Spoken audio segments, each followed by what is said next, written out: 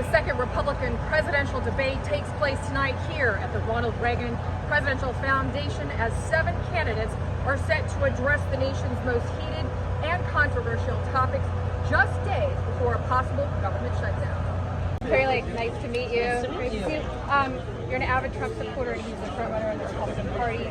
Do you feel any of the candidates are going to hit hard tonight on the stage when it comes to border and immigration policies? Well, they may talk the talk, but we know President Trump is walking the walk. As a journalist, a former journalist who covered Arizona for nearly 3 decades, I saw before President Trump how that border was wide open.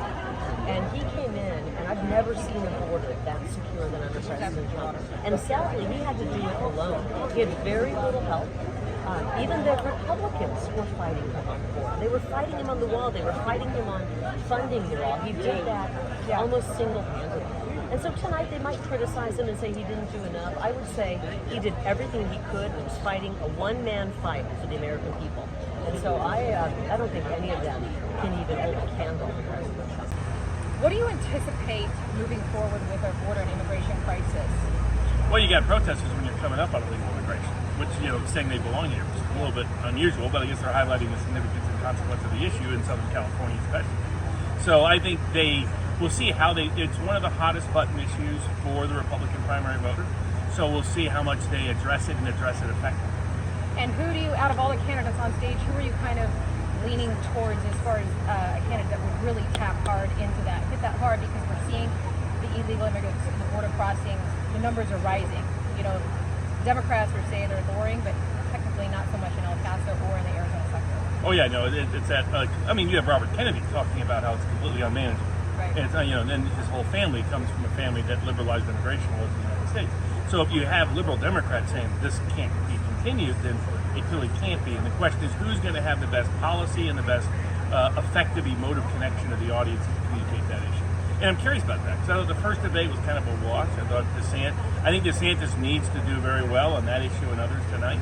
Otherwise, he risks being just sort of obliterated before they even start voting. Vivek is the guy that's trying to reach the kind of Trump substitute audience without Trump present. And so we'll see if he's most targeting voters. Everybody else has got to think about voters, think about donors, think about the press. The crisis along the border is an ongoing issue as political leaders continue to battle over due process, documentation protocol, and the pathway to obtaining legal citizenship. The federal government built the wall, however, left gaps open in between each section, which Arizona Governor Doug Ducey took responsibility for and had shipping containers and barbed wire put up, filling in those gaps along the border of Yuma, Arizona and Algodones, Mexico. Border Patrol continues to monitor the wall 24/7 along the Mexican and U.S. border. The city of Denver is closing a large encampment where migrants are staying next week. The migrants, most of them from Venezuela, have run out of time in city shelters, but the city promises every one of them will be given a free place to stay. Mark Salinger reports. Tonight, Governor Gavin Newsom declared a state of emergency in Southern California after a massive fire forced the shutdown of Interstate 10 in downtown Los Angeles. Now, the 10 freeway on any given day typically handles 300,000 commuters, making it one of the busiest freeways in the entire country, where it can literally take you an hour to go 9 miles. I actually spent half my life living in Los Angeles, where you sit on the freeways in a dead stop of traffic, sometimes up to 2 hours. CBS's Carter Evans reports the indefinite closure will impact millions of commuters in the city already known for bumper-to-bumper traffic. As flames lit up the Southern California skies, burning for several hours, the nightmare was just beginning.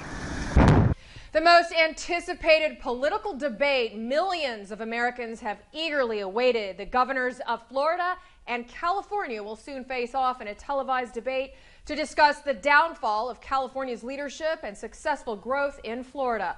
According to the Fox News, the date has been set for Republican presidential candidate and Florida Governor Ron DeSantis and California Democratic Governor Gavin Newsom to go head-to-head.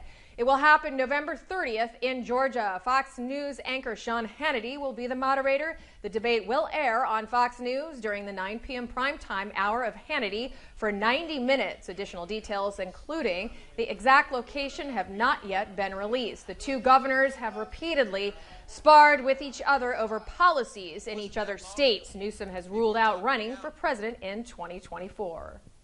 Welcome back. Demolition of Marilyn Monroe's former Los Angeles home is on hold by Los Angeles City Council following a last-minute motion to designate the house a historic cultural monument. Council member Tracy Park, who represents the district, including the Brentwood area where the home is located, said the house was sold back in July and new owners filed a request to have it demolished.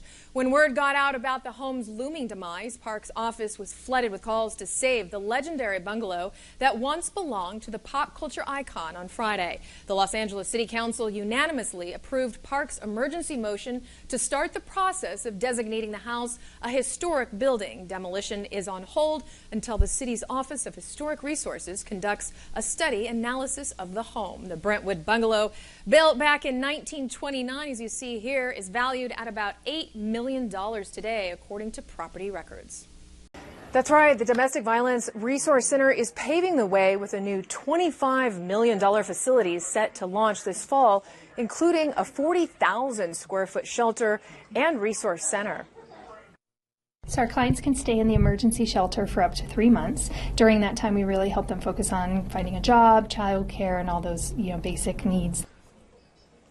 The new facility marks Washoe County's first purpose-built domestic violence center that provides all services, clothing, food, and basic supplies under one roof. The agency says this will quadruple their shelter bed capacity from 25 currently up to 100.